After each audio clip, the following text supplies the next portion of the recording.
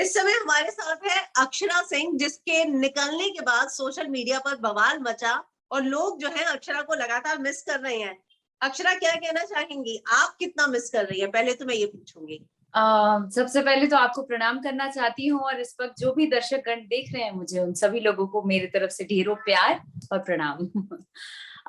मैं डेफिनेटली घर बहुत ज्यादा मिस कर रही हूँ, और लेकिन इस बात का मुझे कहीं से मलाल नहीं है, बिकॉज जो दर्शकों का प्यार मिला है, ओ माय गॉड, इस अथाह प्यार के लिए तहे दिल से शुक्रिया अदा। क्योंकि मैंने सपने में भी नहीं सोचा था कि मुझे लोग इतना पसंद करेंगे, तो मेरे लिए यही जीत है। अक्षरा, शुरू के 2 हफ्ते जिस तरीके से आपने अपना स्टैंड लिया, मैंने तो पहले दिन से लाइव फीड फॉलो की। वो जी। प्रतीक से कनेक्शन टूटने के बाद क्यों मुझे हमें नहीं लगा कि आप वो स्टैंड ले रही हैं? आप इमोशनली बहुत हर्ट हो गई थी। मेरा व्यक्तित्व जो है वो एक्चुअली बहुत ज्यादा इमोशनल है, तो यू नो मैं एकदम से दोस्ती पे भरोसा और बहुत कॉन्फिडेंट थी कि मतलब हम साथ एंड तक जाएंगे, और जिस तरीके से वो भी प्रतीक भी बहुत सपोर्ट करते थे, तो मुझे ऐसा लगा कि मुझे हिंट देना चाहिए था एज अ फ्रेंड उन्हें, एज अ पार्टनर ऑल्सो, पहले बता देना चाहिए था कि मेरा अगला स्टेप ये होने वाला है। जबकि ये सब दिख रहा था, उनके और नेहा जी की जो भी बॉन्डिंग बन रही थी, उससे पता चल रहा था कि नेक्स्ट स्टेप ऐसा होने वाला है। लेकिन फिर भी मैं एकदम श्योरिटी में थी कि नहीं, प्रतीक ऐसा नहीं करेंगे। तो एकदम से इफेक्ट हो गया, अचानक से गिरी, तो इमोशनली बहुत ज्यादा वीक पड़ गई। बेस्ट पार्ट था जब आपने दोनों बार दिलों से दिया, लेकिन तीसरी बार जी फिर आपने बोला कि अब मैं दोस्त को अपने विश्वास टूटने नहीं दूंगी, अब मैं अपने दोस्त को आगे लेकर जाऊंगी। जी तो जी जी।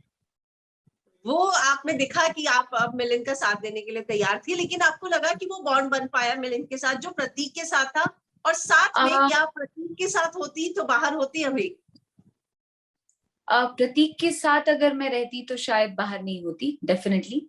क्योंकि एज अ प्लेयर बहुत ज्यादा स्ट्रांग है वो, और बैलेंस थी चीजें। जहां मैं कमजोर पड़ रही थी वहां प्रतीक बहुत स्ट्रांग थे, जहां वो हो रहे थे वहां मैं, तो हम दोनों का तालमेल बहुत बराबर था।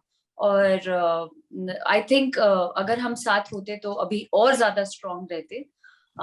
बट हाँ, एट द सेम टाइम गाबा भी कमजोर नहीं है कहीं से, वो भी बहुत स्ट्रांग है, लेकिन हाँ, थोड़ा शांत था वो। मतलब मिजाज ही उसका ऐसा है कि बहुत इमोशनल और बहुत प्यारा प्यारा सा। तो उसने अपने स्तर से बहुत अच्छा किया, और हमने बहुत मिलकर कोशिश की कि फेयर गेम खेलें, डट कर खेलें, और मजबूती के साथ आगे बढ़ें। हम्म मुझे क्या लगा कि गेम के लिए प्रतीक से कनेक्शन, लेकिन बाहर वैसे दोस्ती आपकी गाबा के साथ गहरी लगी। आ, दोस्ती ऑफ कोर्स पहले दिन से ही गाबा और मेरी बॉन्डिंग बहुत वैसी थी। तू पागल, तू पागल, ऐसे ही मतलब मस्ती करते।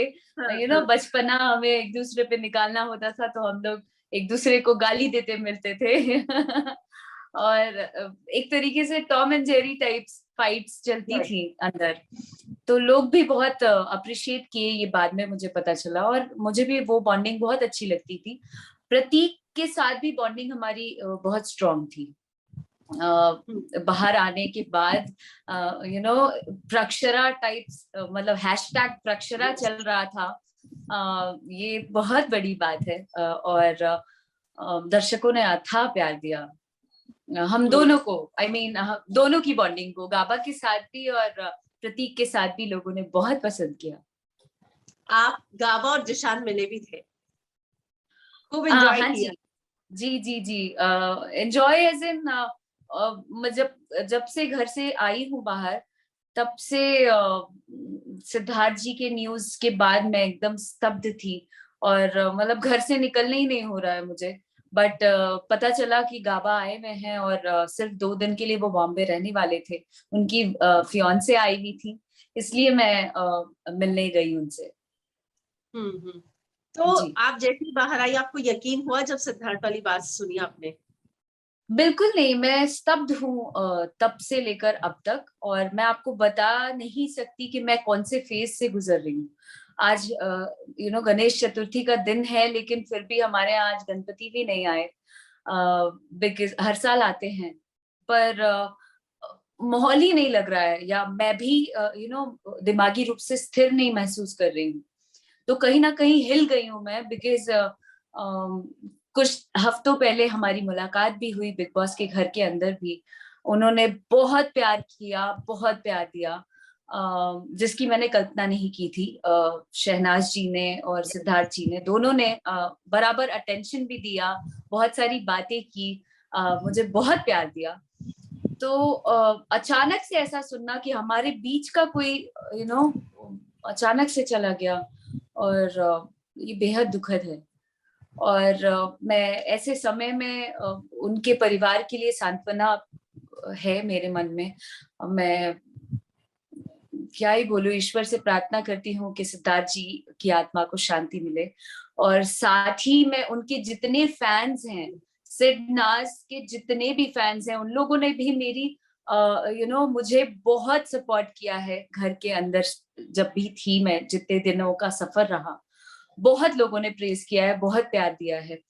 इसलिए मैं उनसे भी निवेदन करना चाहती हूँ कि आई नो कि हम लोग बहुत दुखद समय से गुजर रहे हैं, लेकिन ऐसे में हमें शहनाज जी के लिए हिम्मत बनकर रहना है, उन्हें सपोर्ट करना है, उन्हें मेंटली रूप से हमें उनके साथ खड़ा रहना है। इसलिए आप सभी लोग से, सिडनाज के फैन से भी मैं गुजारिश करना चाहती हूँ कि आप लोग प्लीज हिम्मत बने, हम सब मिलकर उनकी हिम्मत बने।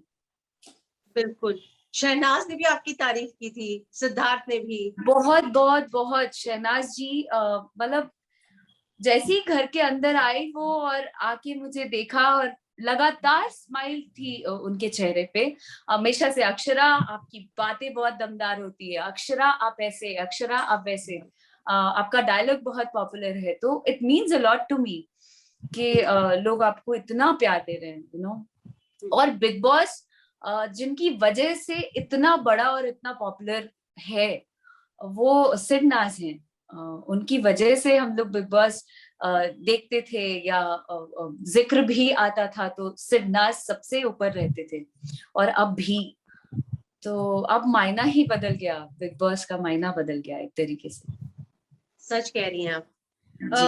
अक्षरा, आपने बराबर अटेंशन की बात की। बहुत सारे लोगों ने इस बात की शिकायत की कि वीकेंड का बार में भी ऐसा नहीं लगता था कि सबको बराबर अटेंशन मिलती हो। जी। तो ये बात आपने फील की? वीकेंड के बार में समय बहुत कम होता था, तो उस हिसाब से जैसे जैसे क्वेश्चंस रेज किए जाते थे, वैसे वैसे एक एक कर कर हम लोग जवाब देते थे। तो I really don't know about it, और मैं उस पर क्या ही टिप्पणी करूं। इस वीकेंड का बार में जिस हफ्ते आपका एलिमिनेशन हुआ, आपसे बार बार कुछ सवाल पूछे गए, लेकिन हमने घर में देखा कि ऐसा नहीं कि ऐसे शब्दों का उपयोग सिर्फ आपने किया हो, गालियां भी सिर्फ आपने दी हो। तो आपको क्या लगता है कि सिर्फ आपको ही टारगेट क्यों किया गया, या आपकी उन जगहों पर गलती थी इसलिए टारगेट किया गया? आप क्या मैं अपनी गलती मानती हूँ। एक होता है ना कि जरूरी नहीं है कि हम बचपन से जो जिस परिवेश में बड़े हुए, और जो बातें हमने सुनी या जो बातें हमारे लिए सही है वो सबके लिए सही हो, ये जरूरी नहीं है, क्योंकि कल्चर अलग अलग है सबों का। तो मैंने उस चीज को माना कि हो सकता है वो साउंड बहुत गलत किया हो, और मेरे और उनके झगड़े की वजह से, या नेहा जी और प्रतीक के बॉन्डिंग को भी देखते हुए मुझे अंदर से बहुत जेलसी होती थी, मुझे गुस्सा आता था एक्चुअली, बिकॉज नेहा जी पता नहीं जाने अनजाने भी वो भी हर्ट करने की मुझे कोशिश करती थी। इस वजह से आवेश में आकर मेरे मुंह से कुछ चीजें निकल गई जो आपत्तिजनक हो गई, लेकिन इट डजंट मीन कि मेरा इंटेंशन गलत था। मैंने माफी मांगी, लेकिन क्या और जितने लोग हैं वो दूध के धुले हैं। अगर मैंने गलती की तो क्या आप लोग जो जैसे मतलब गंदी गंदी गालियां देते हैं, या आपने मतलब औरत औरत की जो बात लोगों ने की, तो फेमिनिज्म के लिए मैंने हमेशा से स्टैंड लिया है, और मुझे मतलब पता है फेमिनिज्म क्या है, तो आप एक औरत होकर अपने शरीर के अंगों का नाम गाली के रूप में बनाकर दूसरों को देते हैं, तो क्या ये उचित है? क्या इसको औरत कहते हैं? अगर नहीं कहते हैं तो मेरे ख्याल से दोनों तरफ बात बराबर होनी चाहिए थी। उन्हें भी पॉइंट आउट करना चाहिए था, पर पता नहीं। आपके मन में अब ये लेकिन नहीं, अभी मुझे कोई भी दुख नहीं है, बिकॉज दर्शक सब देखते हैं, उनसे कुछ भी छुपा नहीं है। दर्शक ही बनाते हैं और दर्शक ही एक झटके में गिरा भी देते हैं।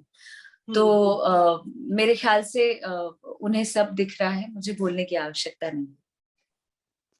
जब आपकी और नेहा की जो बातें हुई, जो प्रतीक ने आपसे आकर पूछा, उसी का जिक्र अभी थोड़ी देर पहले नेहा और शमिता कर रहे थे, और उनका ये कहना था कि अक्षरा पीठ पीछे बोलती थी और मुंह पर नहीं बोलती थी। मतलब नहीं, जैसे अक्षरा की एक आदत थी, नहीं, अक्षरा की शुरू से आदत रही है कि जो पीठ पीछे बोले वो मुंह पे बोलने की हिम्मत रखी हूं मैं शुरू से।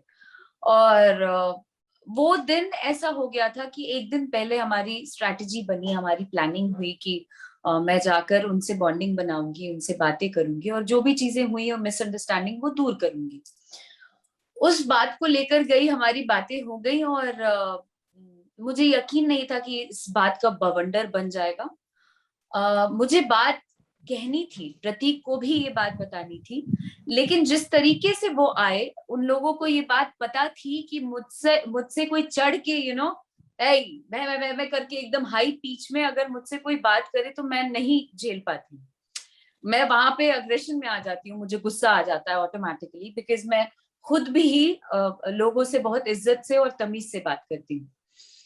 तो ये एक चूक कह सकते हैं। तो वो सिचुएशन ऐसा हो गया कि एकदम हाई पिच पे ये लोग आए, और मैंने बोला प्यार से बात करो, मैं सारा जवाब दूंगी, लेकिन जहां आप चढ़ के बात करोगे, मैं तो कोई ब्रह्मांड का कोई आ जाए मेरे सामने, मैं किसी को जवाब नहीं दूंगी। सिर्फ यही बात हो गई जिसको इन लोगों ने अलग वे में पोर्ट्रे कर दिया, और मेरी बात समझ नहीं पाए शायद। लेकिन ठीक है, it's okay. It doesn't mean कि मतलब उनके कहने से मैं झूठी नहीं हो जाऊंगी, उनके कहने से मैं ऐसी नहीं हो जाऊंगी कि पीठ पीछे कुछ और है अक्षरा। ऐसा मुझ पर कोई प्रभाव नहीं पड़ेगा उन चीजों का। अक्षरा, कनेक्शन टूटने के बाद हमने देखा कि आपको और मिलिंद को लोगों ने बहुत अलग थलग कर दिया था। वो जो इम्प्रेस करने का टास्क था, जब आपने साड़ी पहनी थी, सब डांस कर रहे हैं, आप लोग अलग हैं, कोई पूछ नहीं रहा। मतलब मुझे ऐसा बहुत फील हुआ, एज अ लाइव ऑडियंस मैं देख रही थी कि आप लोगों को बहुत अलग काट दिया था इन लोगों ने। आपको ये फील हुआ? जी, एक तरफा एक ग्रुपिज्म टाइप्स कर लिए थे लोग, और उस हिसाब से हमें काट कर रखते थे, क्योंकि इनकी एकता चल रही थी और इनकी अलग स्ट्रैटेजी बन गई थी एक साथ होकर। तो ऐसा हुआ था, हमारा फेज ऐसा आया था जिस वजह से हम लोग गुमसुम रहते थे या शांत शांत। होता है, जब आपको दरकिनार कर दिया जाए तो एक पॉइंट ऑफ टाइम के बाद ऐसा लगता है कि आदमी बहुत लो फील करता है। ऐसा लगता है कोई पूछ नहीं रहा है यार, कोई बात नहीं कर रहा है, जबकि हम एक घर में हैं। यस। काम कराते समय सब साथ होते थे। खाना मुझसे बनवाना था, खाना था, तो आपने सब सही प्यार से डिसीजन बात लिया कर था। रहे थे। जी, आपने नहीं काम करने का जो डिसीजन लिया था, सही लिया था। जी लिया था, लेकिन जैसी मैं हूँ, जो मेरा स्वभाव है, मैंने सोचा एक समय बाद कि मैं क्यों खुद को बदलूं। अगर प्यार से खाना अगर सब खा ही लेते हैं, बाद में गाली दें बेशक, लेकिन सबको खिला लूं तो मुझे संतुष्टि मिलती थी। मैं बोला अच्छा, खाने से क्या दुश्मनी करूं। घर में कोई रियल फ्रेंड है? मतलब मिलिंद को छोड़ के दिव्या ने आपसे दोस्ती दिखाई, रियल है? आप किसी के कांटेक्ट में रहना चाहेंगे? गाबा से ऑफ कोर्स दोस्ती है, दिव्या जी से भी रहेगी, घर के हर एक सदस्य से। जो लोग भी मुझसे प्यार से मिलेंगे, उन सबों से मिलूंगी उतने ही प्यार से। मुझे किसी से आपसी वो उस तरीके से दुश्मनी नहीं है, बिल्कुल भी नहीं है। सब प्यारे हैं, सब अच्छे हैं। नेहा से भी? अगर वो भी प्यार से मिलती हैं तो मैं खुले दिल से उनका स्वागत करती हूँ। मैं आपसे एक एक करके करके नाम लूंगी, आप मुझे बताइएगा आप उनके बारे में क्या सोचती हैं। नेहा, 1 वर्ड बताइएगा। डगरा पर का बैगन। कौन सा बैंगन? डगरा अच्छा, पर थाली का का बैंगन। थाली का बैगन। बैंगन। ओ, हाँ। दिव्या?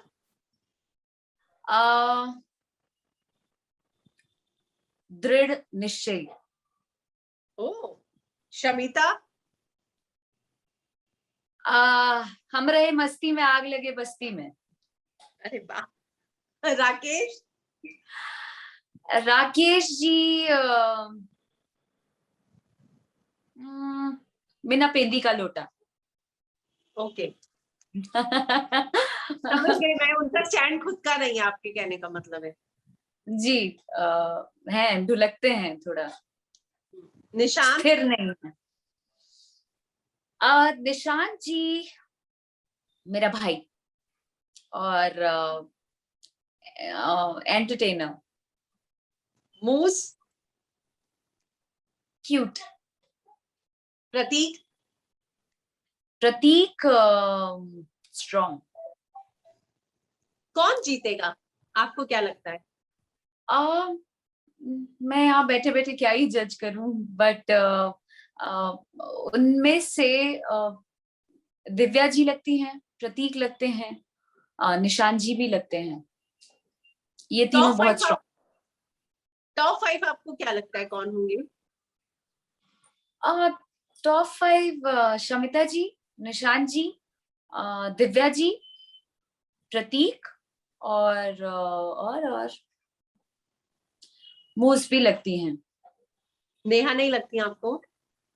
नेहा जी स्ट्रॉन्ग, मतलब डाइसी, वो स्टेबल नहीं है, वो अपने भी बातों में उनका कोई कॉन्फिडेंस नहीं रहता है। लोगों की बातों में आकर हम कॉन्फिडेंट हैं, और जैसे ही किसी ने गिराया तो फिर मतलब स्टैंड चेंज होता रहता है उनका। जब आप अंदर थी घर के, तब हमने आपके पिताजी से भी बात की थी, उनका इंटरव्यू किया था। उन्होंने जी नेपोटिज्म को लेकर भी बात कही थी कि नजर आता है कि मेकर्स कुछ लोगों को जिताना चाहते हैं, फेवरेटिज्म है, नहीं, खासकर ऐसा शमिता। नहीं, नहीं, ऐसा नहीं होगा। रही बात बिग बॉस की, तो बिग बॉस शुरू से मतलब ये सब अंदर नहीं चलता है, घर के अंदर की कौन बड़ा है कौन छोटा है, कौन कहाँ से आया है, ये सब नहीं चलता है बिग बॉस के घर में। बट हाँ, उन लोगों में मतलब ऐसा माइंडसेट है, थोड़ा होता है ना कि उनके बिहेवियर में भी ऐसा झलकता है कि अ, हम बॉलीवुड से हैं तो ये मतलब भोजपुरी है तो ये नीचे स्तर से आई होगी, तो उनके व्यवहार में ऐसा झलकता है। आपने विक्टिम बाकी कार्ड? उन्होंने बीच में बात भी निकाली थी एज शेमिंग को लेकर। यस। मेरा बिल्कुल भी मेरी बातों का मायना ऐसा था ही नहीं जैसा प्रेजेंट कर दिया गया लोगों में। मैं सिर्फ ये कहना चाहती थी, जो कि उनसे ही सुना था मैंने, शमिता जी से एक दिन बात हो रही थी, वो खुद मुझे एज बताई कि आई एम 42 43 करके। तो मैं जो रियल लाइफ में हूँ, मैंने अपने आप पर चोला नहीं ओढ़ा कि भाई हम कैमरे के सामने हैं तो मुझे ऐसे नहीं बोलना है। मैं रियल ही थी, और मैं जो घर के बाहर भी रहती, जो बात कहती, वही घर के अंदर भी मैंने कहा। और मेरे मुंह से ये बात निकली कि मेरी मम्मा भी 42 की हैं। और मतलब अरे वाह, ऐसे उसको भी मैंने बहुत अच्छे वे में बोला था। आप गूगल करोगे या आप आके मेरी माँ को मिलोगे, मेरी माँ 42 की हैं। और एक जनरल वे में मैंने ये बात रखी अपनी, लेकिन उस चीज को एज शेमिंग का नाम दे दिया कि अपनी माँ होती तो ऐसे बात करती। डेफिनेटली मैं आजाद हूँ, हर अभिव्यक्ति की आजादी है अपनी बातों को रखने की। तो मैं अगर मेरे माँ बाप भी अगर गलत लगेंगे किसी जगह पे, तो मैं बोलूंगी कि आप यहाँ गलत हैं। तो उसमें इस तरीके से गलत किसी को साबित करना बिना जाने इज वेरी बैड। मेरी मंशा बिल्कुल भी ऐसी नहीं थी। मैंने सबों से बहुत प्यार और इज्जत से बात की है। सलमान खान वाले बिग बॉस में जाएंगी? करण जौहर वाला तो हो गया। मैं मेरा बहुत मन था और मैं हर दिन सलमान खान जी के लिए घर के अंदर से ही गाना गाती थी, उनके ही गाने को घुमा के गाती थी। ओ जाने जानी, ढूंढे तेरी दीवानी। अरे वाह। और मतलब मेरा बहुत मन था, इवन अभी भी बहुत मन है कि मैं सलमान खान जी के साथ मंच शेयर करूं, एक स्टेज पे अरे वाह। उनके साथ खड़ी रहूंगी, ये मेरे लिए बहुत बड़ी बात होगी। और एज ए ह्यूमन बीइंग भी बहुत अच्छे हैं वो, इसलिए मैं चाहती थी कि मैं बिग बॉस जाऊं, बड़े वाले घर में जाऊं। क्या पता वाइल्ड कार्ड एंट्री हो जाए उस घर में। अगर हो गया तो ये बहुत बड़ी बात होगी। और जो मैं इस घर में नहीं कर पाई, लाइक मैं इमोशन कुछ ज्यादा लेकर चली गई थी, कई हद तक इतना ज्यादा इमोशनल भी नहीं होना चाहिए, ये मुझे पता लगा। तो अब अगर गई तो मैं एक एक को पटक के मारूंगी अपने बातों से, अब नहीं छोड़ने वाली। अब गेम आपकी खेलूंगी। आवाज बहुत बुलंद है, वही काफी है सबके लिए। जी। मुझे याद है कि जब मैं चिल्लाती थी तो लोग एकदम एक एक साइड हो जाते थे। यस। और खासकर आपका हर हर महादेव। हाँ, वो तो मेरी ताकत है, वो मेरी ताकत है। चलिए जब हमसे जब भी बात करके। जयकारा लगाई हूँ, तब तब एक अलग सा जुनून आता है। यस। हमसे बात करने के लिए बहुत शुक्रिया। और जाने से पहले मैं वो हर हर महादेव का नारा तो जरूर सुनूंगी, आपके ऑडियंस को क्या कहना चाहेंगी? और मेरे ऑडियंस को कहना चाहती हूँ कि आज तक जितना भी अथाह प्यार दिया है, आशीर्वाद दिया है, कि मैं कल तक भोजपुरी इंडस्ट्री में काम करती थी, कुछ सीरियल्स किया, फिर धीरे धीरे कर कर मैं स्टेप बाय स्टेप आगे बढ़ रही हूँ, आज बिग बॉस से जानी जा रही हूँ, इतने बड़े प्लेटफॉर्म पर मुझे आप लोगों के आशीर्वाद से आने का मौका मिला। ये साथ और आशीर्वाद, मेरी विनती है कि हमेशा यूं ही बरकरार रखिएगा। और दो लाइन ये कहना चाहते हैं कि मुझे इसका गम नहीं कि बदल गया जमाना, मुझे इसका गम नहीं कि बदल गया जमाना, मेरी जिंदगी है तुमसे कहीं तुम बदल ना जाना। अरे वाह। यही कहना बहुत। चाहती हूँ और इसी के साथ जयकारा लगाते हैं। नमः पार्वती पतये हारा हारा महादेव हरा। साथ ही गणेश चतुर्थी की आप सभी लोगों को ढेरों शुभकामनाएं। Thank you Akshara. Thank you. Thank you. Thank you. Thanks Ashwani.